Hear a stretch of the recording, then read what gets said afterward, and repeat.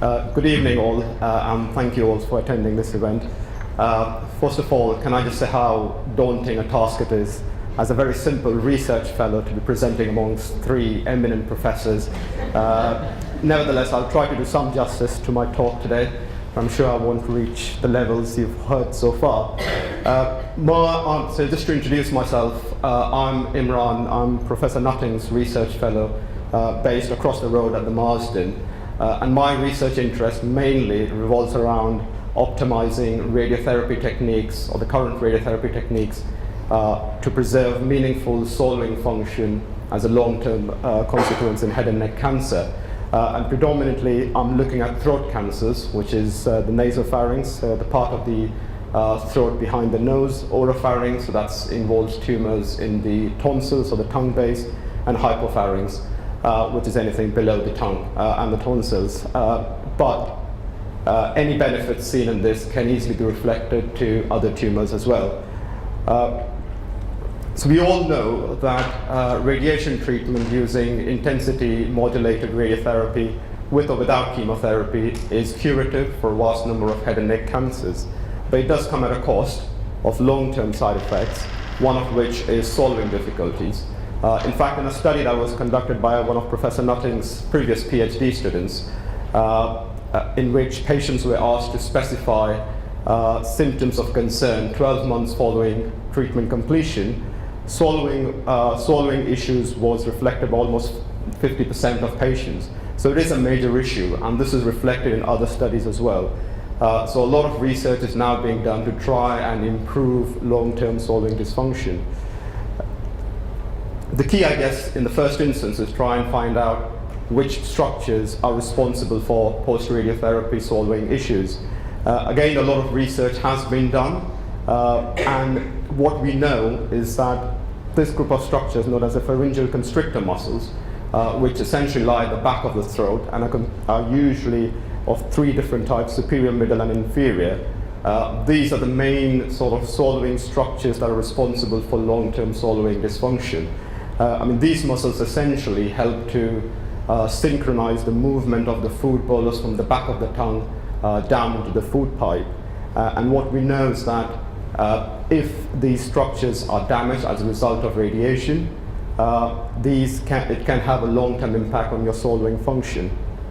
A lot of studies have shown that it is possible to reduce the dose to these structures, and there are some studies that have also shown that it is possible to improve long-term function by reducing dose to these structures. The problem is most of these studies are single-center, small numbers. None of them are randomized. And in this day and age of evidence-based medicine, without a randomized study, no one is going to really accept the view that sparing these structures will help long-term swallowing function, which is why in the UK, as far as I know, none of the radiation centers actually try to attempt and spare these structures. In a move to address that, Professor Nutting launched a trial which is now recruiting across the UK, known as the DARS trial. So it's a multi-center UK-wide trial which is comparing standard IMRT in throat cancers to what we call as dysphagia-optimized or swallow-sparing IMRT, again in throat cancers. So we're aiming to recruit around 102 patients over a course of 2 years, and 1:1 randomization. Half of the patients will get standard treatment, as we would off trial, and the other half would get this experimental IMRT treatment. And the way we're going to assess the results is by means of a patient-reported questionnaire. So each and every patient going to the study will be asked to complete a questionnaire at regular intervals, and what we're looking for is a difference in the patient-reported outcomes at 12 months after finishing treatment.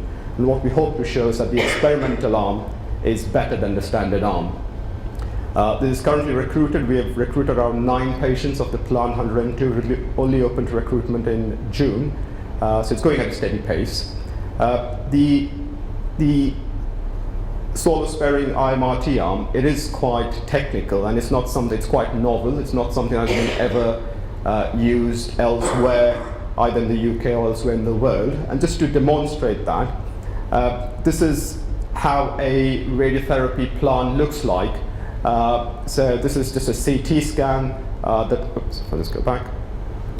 The green bit is the area that receives a high dose of radiation, and typically that involves an area of the tumor with a 1 centimeter margin, because we know that is the area where the cancer is more likely to be.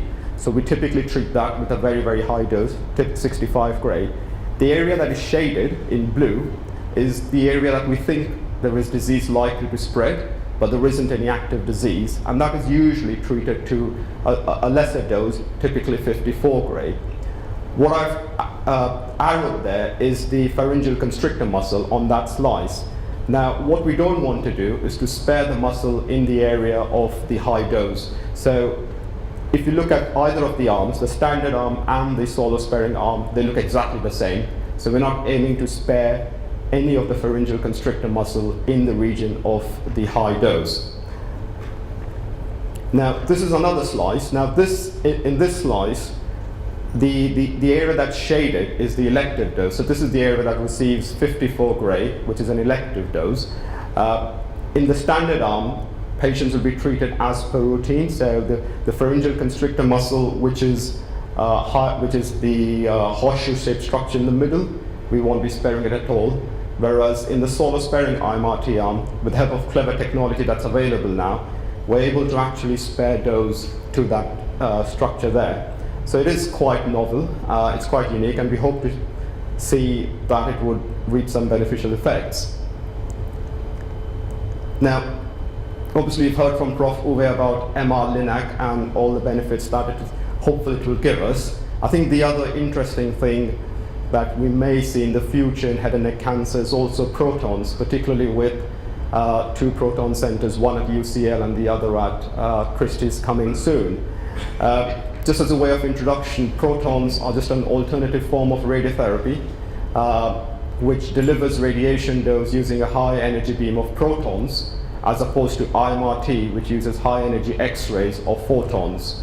And the reason why one could consider protons to be a bit more effective than IMRT is because it can deliver a very targeted dose to the tumor and spare most of the normal tissue surrounding it, which is why there's a lot of interest in protons at the moment. Just to illustrate that a bit more, if you imagine a tumor right in the center, unfortunately it's not coming out very well, but you can see that there's a tumor in the center of a patient's body, and if you imagine 2 beams, an IMRT beam coming from the left, and again a proton beam coming from the left, this curve sort of demonstrates how the two differ in terms of the dose being deposited in the patient's body. So the red graph is the IMRT beam, and the dashed one is the protons. What you can clearly see is that protons deliver a lesser skin dose as opposed to the IMRT. Protons also deliver or deposit less dose to the normal tissue in front of the tumor. The tumor itself is well covered by both protons and IMRT, so actually that doesn't make any difference. But what's more striking is, as the tumor ends, the proton beam can be modulated in such a fashion that you don't really, the proton beam just falls off immediately, so you have no dose going beyond the tumor, whereas with an IMRT beam, there's always a gradual dose fall off or an exit beam. So that's a very striking feature of proton. You can modulate the proton beam and give hardly any dose beyond the tumor, which is why there's a lot of interest in protons at the moment. There's been lots of studies that's coming out in the journals. Most of these studies are single institutions, usually from MD Anderson, small numbers, but equally they are showing some interesting results in terms of sparing of normal tissue. The first paper, for example, suggested that patients with nasopharyngeal tumors who were treated with protons, fewer patients required feeding tubes, which is considered sometimes as a surrogate marker for late solving difficulties. Again, just to demonstrate how protons and photons or IMRT can differ, this is a patient with nasopharyngeal tumor right there in the center. So the red, the area in the red is the tumor which is treated to a high dose, and you can easily see this difference between the IMRT, the proton and the IMRT distribution. With protons, you're able to spare the spinal cords as well as reduce dose to the pharyngeal constrictor muscles. And this just illustrates how much of unnecessary radiation IMRT would give compared to protons. Just another figure. This is a patient who was treated at MD Anderson. So he's got a tongue-based tumor with a lymph node in the right side of his neck. This is how a proton plant looks like. And what you can see here is that they've covered the tumor nicely, but they've spared the anterior tongue completely. This is something that's not possible with IMRT treatment. And this is again illustrated in this figure. So this gentleman has finished, this is at the end of his treatment, and what we can clearly see is that the front of his tongue is completely free, no ulceration whatsoever. And equally, this is at the end of his treatment and he's got minimal skin reaction. So these are promising results. MD Anderson is currently doing a randomized trial of protons versus IMRT as well.